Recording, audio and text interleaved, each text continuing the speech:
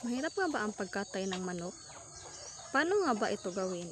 Kung hindi mo pa alam, pagkatapusin lamang ang video na ito hanggang sa huli para malaman mo ang buong detalye at kung paano talaga ito gawin. So pasensya na muna dahil medyo madilim ito kasi gabi namin ito niluto. So ito ang ulam namin kagabi.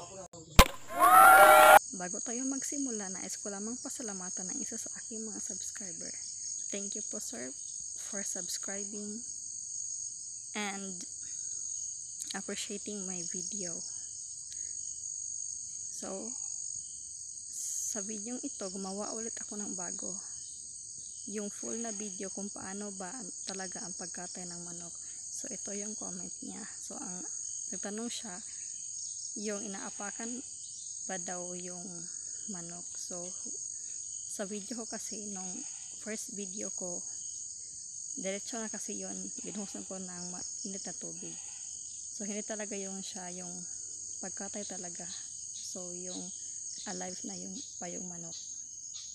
So kaya naman itong video na ito ay talagang full video na ito. So thank you po for appreciating my video, and kung mayroon po kayong request na related naman po sa aking mga content, so pwede nyo itong i-comment below. Thank you.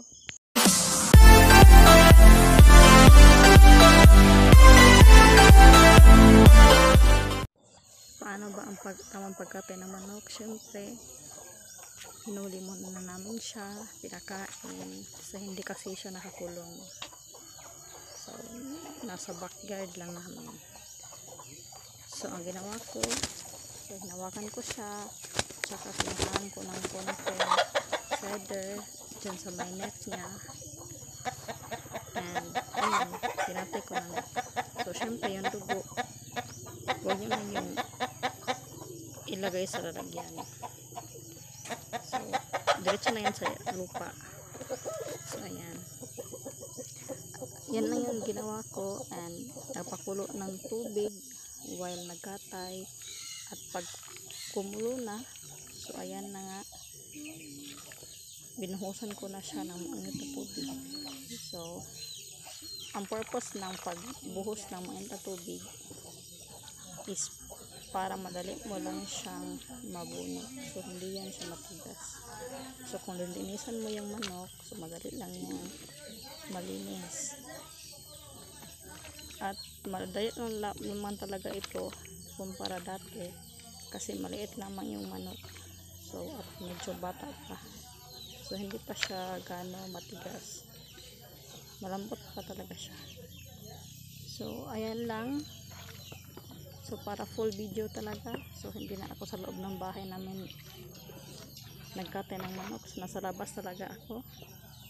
So ganyan, pasensya na kung ganyan yung mga background or yung medyo blurred siya, may pagka-blurred siya kasi mga 5 PM na kasi yan hapon. So ayan lang. So kinuhaan ko lang siya ng balat, so one by one hanggang sa mawala talaga yung mga feather niya. So ayan, kinuhaan ko rin yung pati ulo at saka yung paa. So yung paa kasi mayroon pa kasi yan siyang balat, so need mo siyang balatan. So kung hindi mo siya makaya naman sa may tubig, hindi siya makuha. A few moments later. So kung hindi mo yan siya makuha, lagay mo yon doon sa apoy. So ayan na nga, malinis na ang manok. Kunin mo ito kahit yung maliit na konting feather or kahit ano dyan. So yun talagang malinis na talaga. So yan, tapos ko na nga linisin. So una kong kinuhan yung parang dito sa may throat niya. So yung parang may laking po. Our term sa ganyan kasi is balon-balunan. So, need mo kaya siyang kunin. Diyan kasi nagsastay pa muna yung food na hindi pa pumupunta doon sa gizzard niya. So, wala namang ngipin yung manok. So, gizzard is the replacement of teeth sa manok. So, doon siya ginagrind. So, kung makikita niyo yung gizzard, which is batikulon in our term, madumi. So, need mo din siyang linisin. So, ayan lang yung pag-cutting. So, watch na lang ako in full. So, medyo madilim na nga siya dyan na banda. Kasi malapit talaga yan siyang gumabi. At wala naman akong lights. So, ganyan lang talaga. Ganyan yung buhay ko sa bukid life. So, maganda naman sa bukid. Kung mahilig ka lang magpanim, so, medyo free. Kung wala kaming ulam, so, nagkakate kami ng manok. So, ayan lang para talagang healthy living. So, ayan na nga, natanggal na nga talaga yung mga laman loob. So, naghiwalay na yung mga parts niya.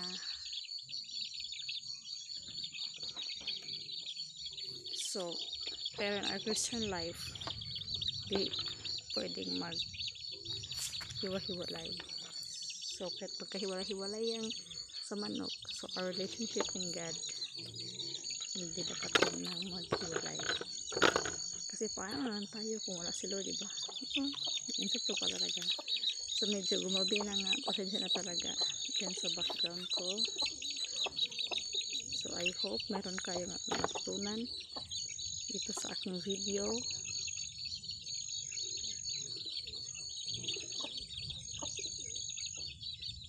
So, kinukuha ko na dyan yung parang kidney niya, yung parang green. So, kung masali kasi yan or mapisa, so, masyado talaga yung mapa.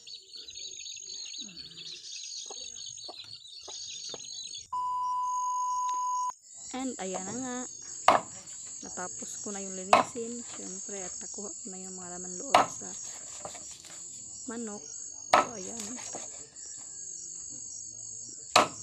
Chin up ko na. Oh, chin up, ano daw yun? So, na-chop ko na pala. So, ayan na, ready to cook na yan siya. So, hindi ko siya inubos. Kasi nilagay ko lang siya sa refrigerator namin. Since konti naman kami kakain. At sayang na din naman. So, para pagkabukas may ulam pa kami. So, konti lang yung niluto ko. And, ayan na nga. Soon after. And after, ayan. So, tinulang manok yung luto namin.